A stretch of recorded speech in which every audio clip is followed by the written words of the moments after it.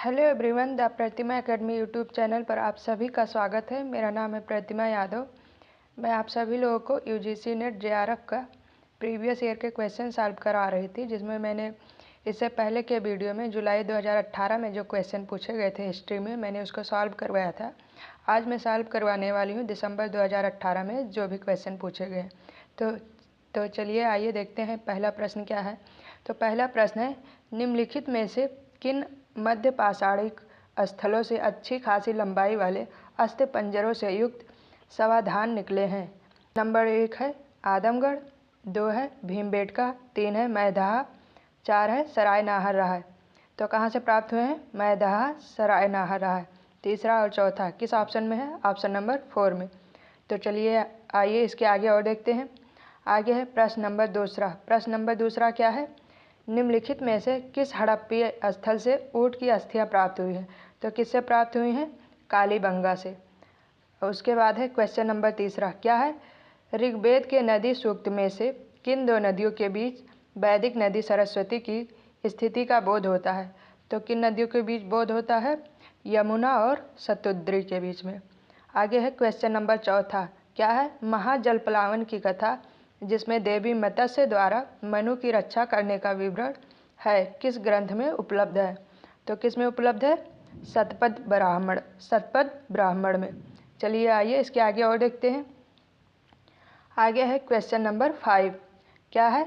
निम्नलिखित में से किस ग्रंथ में इतिहास पुराण को पंचम वेद कहा गया है? तो किस में कहा गया है? छांदोग्य उपनिषद में। अगला है क्वेश्चन नंबर 6 क्या है? याज्ञवल्क्य एवं मैत्री का दार्शनिक संवाद किस उपनिषद में वर्णित है? तो किस में वर्णित है? बृहदारण्यक उपनिषद में वर्णित है। आगे है क्वेश्चन नंबर 7 क्या है? नीचे दो वक्तव्य दिए गए हैं, एक को कथन ए, दूसरे को कारण आर कहा गया है। वक्तव्य को पढ़िए और सही उत्तर का चयन कीजिए। कथन क्या है? कथन है गौतम बुद्ध पुनर्जन्म में विश्वास करते थे। तो हाँ, ये ऑप्शन सही है। कारण देखते हैं। कारण है उन्होंने शाश्वत आत्मा के अस्तित्व को स्वीकार नहीं किया। हाँ, ये भी सही है। उन्होंने आत्मा नहीं इच्छा के कारण पुनर्जन्म को बताया है। तो कौन सा ऑप्शन सही है? कथन और कारण दोनों सही है, लेकिन कथन कारण की व्याख्या नहीं करता। तो कौन सा ऑप्शन? ऑप्शन नंबर बी सही है। 8वां प्रश्न है श्रावस्ती में मक्खली गौशाल अधिकांशतः हलाहल की कार्यशाला में ठहरते थे। वह महिला किस समुदाय से संबंधित थी? तो किस समुदाय से थी? कुम्हार समुदाय से। चलिए आइए इसके आगे और देखते हैं। आगे है क्वेश्चन नंबर 9 क्या है? बौद्ध संघ में कठिन समारोह संबंधित था। तो किससे संबंधित था? वस्त्र वितरण से। चलिए आइए इसके आगे और देखते हैं। आगे है 10वां प्रश्न क्या है? भारत में सिकंदर के आक्रमण के समय निम्नलिखित किस प्रदेश में महाजनों की एक समिति के साथ दो राजा शासन करते थे? तो कहाँ करते थे? पत्तल में। चलिए आइए इसके आगे और देखते हैं। आगे है 11वां प्रश्न क्या है? अशोक के समकालीन विदेशी राजा तुर्मय कहाँ का शासक था? तो कहाँ का शासक था? मिस्र का। आगे है क्वेश्चन नंबर 12 क्या है? एक कुषाण देवकुल राजघराने के व्यक्तियों की मूर्तियाँ रखी जाती थी, कहाँ मिला है? तो ये कहाँ मिला है? माट में। आगे है क्वेश्चन नंबर 13वां क्या है? पेरिप्लस ऑफ द इरिथ्रियन सी में उल्लिखित दक्षिण पथ के अंतर्देशीय बाजारों के प्रतिनिधि निम्नलिखित में से कौन है? तो कौन है? पैथन और तगड़। Option number B. चलिए आइए इसके आगे और देखते हैं। आगे है क्वेश्चन नंबर 14 क्या है? प्राचीनतम अजंता चित्रकला कहाँ उपलब्ध है? तो कहाँ उपलब्ध है? गुफा संख्या 9 में। चलिए आइए इसके आगे और देखते हैं। आगे है क्वेश्चन नंबर 15 क्या है? निम्नलिखित में से कौन सा युग्म सुमेलित नहीं है? पूर्व गुप्तकालीन दक्षिणापथ के शासक और उनके राज्य। क्या है? दमन एरंडपल। हाँ, ये सही है। हस्तिवर्मन वेंगी, ये भी सही है। मंटराज पालक, नहीं, ये गलत है, क्योंकि मंटराज कौशल के शासक थे, ना कि पालक के शासक थे। आगे है नीलराज अवमुक्त, ये भी सही है। आगे है क्वेश्चन नंबर 16 क्या है? कुमारगुप्त के समय के एक लेख में मालो संवत के वर्ष 493 का उल्लेख है। निम्नलिखित में से इसका समकक्ष कौन सा वर्ष है? तो कौन सा वर्ष है? 436 ईस्वी। अगला प्रश्न है क्या है? निम्नलिखित किस रचना में प्राचीन भारतीय न्यायालय की एक झांकी मिलती है? तो किस में मिलती है? मृच्छकटकम में। किनकी रचना है? शूद्रक की रचना है। चलिए आइए इसके आगे और देखते हैं। आगे है क्वेश्चन नंबर 18वां। क्या है? निम्नलिखित शासकों और उनकी उपाधियों के युग्मों को कौन सा सुमेलित नहीं है? बुद्धगुप्त, परम देवोत्त, हाँ ये सही है। कुमारगुप्त, परम भागवत, ये भी सही है। प्रवरसेन द्वितीय, परम माहेश्वर, ये भी सही है। हर्ष परम सौगात, नहीं ये गलत है। परम सौगात इनके बड़े भाई राजवर्धन की उपाधि थी, ना कि हर्षवर्धन की उपाधि थी। हर्षवर्धन की उपाधि क्या थी? महाराजा धीराज।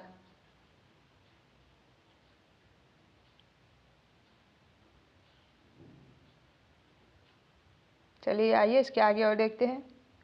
आगे है क्वेश्चन नंबर 19। क्या है? निम्नलिखित में से कौन सा युग्म सही सुमेलित नहीं है? लक्ष्मण मंदिर सिरपुर, ये महाशिवगुप्त बालार्जुन, नहीं इसको किसने बनवाया था? रानी वासटा ने, जो किनकी रानी थी? हर्षवर्धन की रानी थी। तो पहला ही सुमेलित नहीं है। आगे है क्वेश्चन नंबर 20। क्या है? उत्तर भारत के निम्नलिखित मंदिरों में से किसका शिखर द्रविड़ शैली का है? तो किसका है? ग्वालियर के तेलीबाग मंदिर का, जो कि कहाँ है? एमपी में। आगे है क्वेश्चन नंबर 21। क्या है? उड़ीसा के निम्नलिखित मंदिरों में किसका देउल पंचरथ है? तो किसका किसका है? लिंगराज का है, मुक्तेश्वर का है, राजा रानी का है, परशुराम का नहीं है। इसका ऑप्शन दिए गए थे लेकिन मैंने लिखा नहीं है, तो इसके तीनों option A B C D तीनों सही हैं। आगे चलिए इसके आगे देखते हैं। आगे है क्वेश्चन नंबर 22। क्या है? कलचुरी राजा गांगेय देव की विक्रमादित्य के रूप में प्रसिद्धि थी, हाँ ये सही है। उसने लक्ष्मी प्रकार के सोने के सिक्के चलाए, ये भी सही है। ए आर दोनों सही है लेकिन व्याख्या नहीं है। चलिए आइए इसके आगे और देखते हैं। आगे है क्वेश्चन नंबर 23। क्या है? क्वेश्चन नंबर 23 क्या है? गोविंद चंद्र गहड़वाल की रानी कुमार देवी ने एक बौद्ध विहार का निर्माण करवाया था, जो कि कहाँ करवाया था?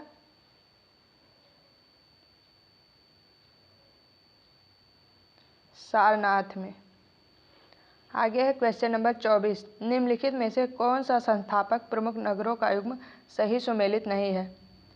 अमोघवर्ष, मान्यखेत, अवंती बर्मन, अवंतीपुर, ललितादित्य, परिहासपुर, महेंद्रपाल महोदय, नहीं ये गलत है। आगे है क्वेश्चन नंबर 25। क्या है? सूची 1 को सूची 2 से सुमेलित कीजिए। कौन कौन है लेखक एवं आश्रयदाता? तो हेमचंद्र किसके थे? लक्ष्मण सेन। उसके बाद में जयदेव, विक्रमादित्य, 6। उसके बाद में है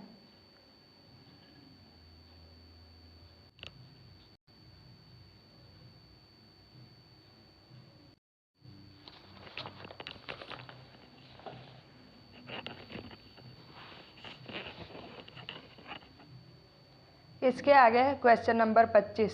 क्वेश्चन नंबर 25 क्या है? सूची 1 को सूची 2 से सुमेलित कीजिए। क्या है? लेखक एवं उसके आश्रयदाता। पहला क्या है? हेमचंद्र। हेमचंद्र किससे संबंधित थे?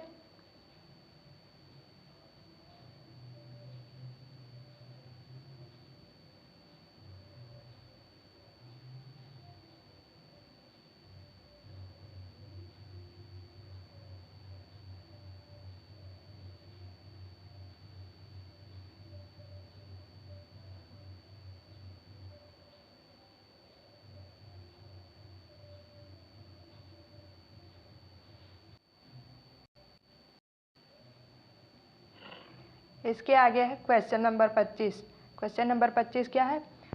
सूची 1 को सूची 2 से सुमेलित कीजिए। क्या है? लेखक एवं उसके आश्रयदाता। तो हेमचंद्र किसके शासनकाल में थे? कुमारपाल के शासनकाल में। ये जय सिंह नहीं है। उसके बाद में जयदेव जो कि लक्ष्मण सेन के शासनकाल में थे। विल्लड़ ये विक्रमादित्य 6 के शासनकाल में थे। राजशेखर ये महेंद्र पाल के शासनकाल में थे। अगला है क्वेश्चन नंबर 26। क्या है? निम्नलिखित में से कौन सा युग्म सुमेलित नहीं है? तो पहला क्या है? नर्ममाला जो कि क्षेमेंद्र। रत्नावली हर्ष ये भी सही है। प्रतिमा नाटक भास। मालती माधव भारवी ये भारवी की नहीं भवभूति की रचना है।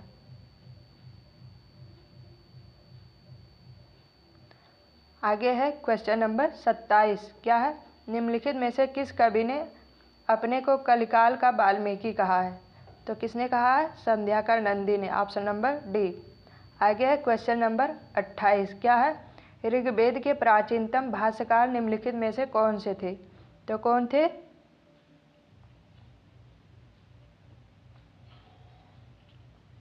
स्कंद स्वामी। आगे है क्वेश्चन नंबर 29। क्या है? 1121 ईस्वी के एक अभिलेख में एक आयुर्वेद विश्वविद्यालय का उल्लेख है जहां चरक संहिता एवं वाग्भट के अष्टांग हृदय की पढ़ाई होती है। वह विश्वविद्यालय कहाँ था?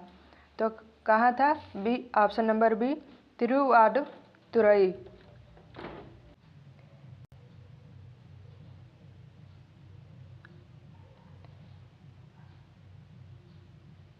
तो चलिए आइए देखते हैं। आगे है क्वेश्चन नंबर 29। क्या है? 1121 ईस्वी के एक अभिलेख में एक आयुर्वेद विश्वविद्यालय का उल्लेख है जहां चरक संहिता एवं वाग्भट के अष्टांग हृदय की पढ़ाई होती थी। वह विश्वविद्यालय कहाँ था? तो कहाँ था? तिरुवाडुतुरई में। आगे है क्वेश्चन नंबर 30। क्या है? महमूद गजनबी के द्वारा गुजरात के सोमनाथ मंदिर नष्ट किए जाने के उपरांत निम्नलिखित में से किसने उसका पुनरुद्धार करवाया? तो किसने करवाया? कुमारपाल ने। आइए चलिए इसके आगे देखते हैं।